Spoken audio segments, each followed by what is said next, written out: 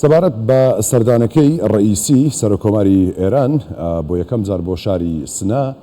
گفتوگۆ لەگەڵ بەڕێز سیاوەش حەیاتی سکرتێری بەرەی یەکگرتووی کورد دەکەین کە بەڕێزیان لە شاری کرماشانەوە لەگەڵمانە. بەڕێز حەیاتی سلااوت لێبێت.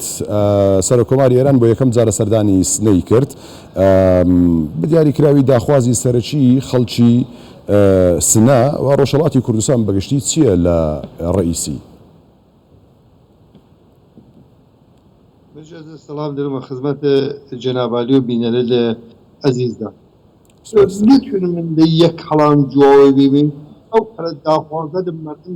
سەبانیەک خوب یە سەبانیەک واقعا سەختە بیچوو کامی داخوازە ئەسلیە ئەمە در مەجموع مشکلێک ئیمە دیری من یەسە رەفع تەبعیزە ئەبعاد مختلفة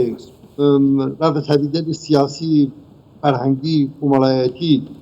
و اقتصادیە گەورەترین مشکلێک مردم من اقتصادی مانە بێکاری و فقر تماما کوردستان گرێ لە شاخصە لە منفی معمولا هایمەتی جدول شاخصە لە مثبت هایمەتی جدول لە شاخصە لە معمولا ئەوەل تاسو ڕۆژهەڵات کوردستان دیت من یەسەک دی لێ وەتمانەیەن حداقل علیش دارید بتونن مردم فقری و در یک حد نجات پیدا بکنیم مثلا یه عمل دوره حد اقل مقدار عدیل بود. بله باشە. بەڕێز حەیاتی یعنی بەپێی راپۆرتەکان بێت کێشەی کەڵەکەبوو زۆر هەن لە ڕۆژهەڵاتی کوردستان. ڕئیسی لەم ماوەدا دەتوانێت ئەو هەموو کێشە کەڵەکە بوانە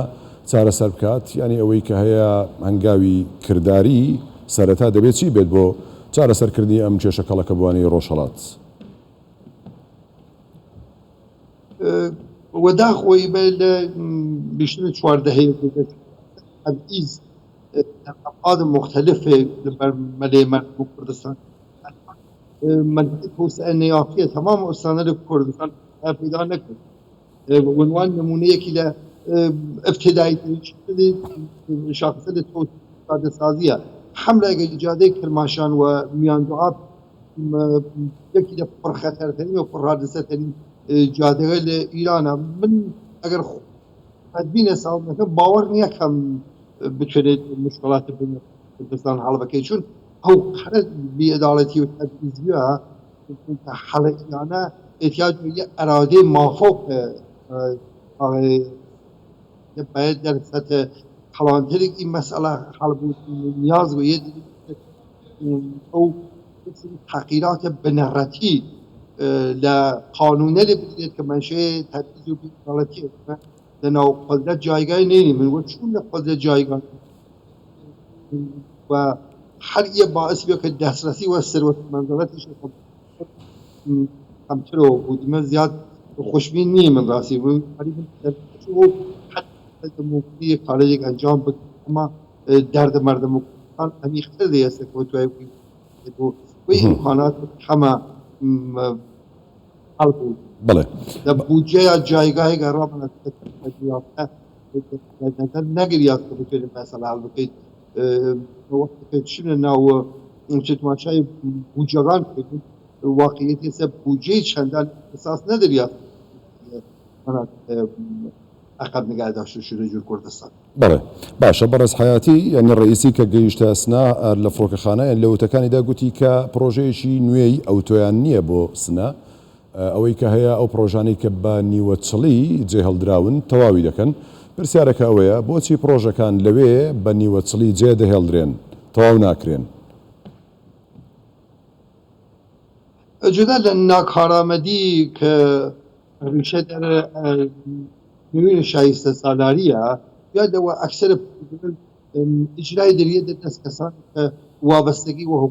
شرکتی که بناوی و دولت مردل وصل لخانواده ولی آوانانا ران خارجه و هی باعث که یک رقابت آزاد نو در رایه که بتونه مجریال در یک رقابت آزادی پروژه را بگیرد. ایده شو قوت اقتصادی ایران به سرعت تورم شده بان مسئله مشکلات ارزی مدیری من باز پروژه او مقدار که رای در نظر بگیره تخصیص داره کامل دوله مثلا کاری کانوی این مجموعه عوامل دست دستیه که پروژه نه تنها در کردستان در سطح کشور نیمه تمام ببینید پروژه هست که دیان سال طول کشید ولی انجام نمیده زمان شاید بتونه انجامیش بگیرید اصلا او خره